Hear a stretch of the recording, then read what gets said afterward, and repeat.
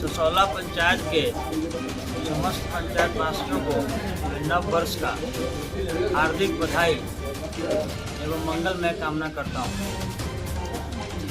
मैंने अपने चुनावी घोषणा पत्र में पहला वादा किया था कि अगर हम मुखिया बनेंगे तो पंचायत भवन में तो हमने जैसी मुखिया बना है, शपथ ग्रहण लिया है, तो मैं अपना पहला वादा आज पूरा कर रहा हूं और इस पंचायत को मैं आरटीपीएस काउंटर आज से यहाँ KRBS पुस्तकालय में आज से यहाँ खुल गया है।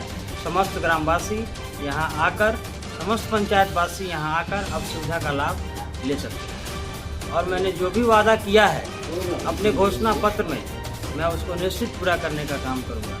धन्यवाद। करेंगे कि आपस में मिलजुल कर 15 का परिवार है आपका, 14 वार्ड नंबर 1 आप ऐसे मिलिए जो एक दूसरे को कभी भी अनुभव नहीं हो कि हम एक परिवार के व्यक्ति नहीं होता है। बहुत से दोस्त होकर चले जाते हैं, बहुत लोग मान सम्मान की बात करते हैं। ग्रामीण स्तर पर बहुत लोग चाहता है कि मेरे मन की बात हो, मेरे मन की बात हो।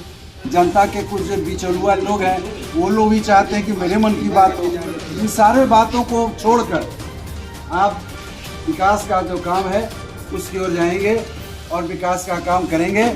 आपकी लोग काफ़ी बड़ाई करेगा, अगला समय भी आपका सुनहरा होगा।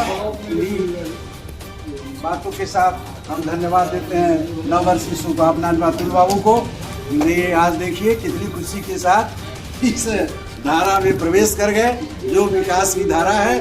और मैं अब चाहूँगा कि आप सभी मिलजुल कर काम करें, जनता को ऐसा अनुभव नहीं हो कि हमारे पंचायत में किसी तरह का बिखराव आदि है। आज सबको समान रूप से देखिए।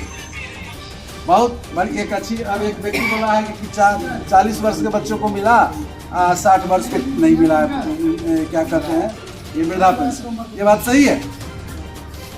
जिसको थोड़ा बुरा लगेगा कुछ लोगों को, इंदिरा आवास मिलना चाहिए, गरीब आज भी तरस रहा है,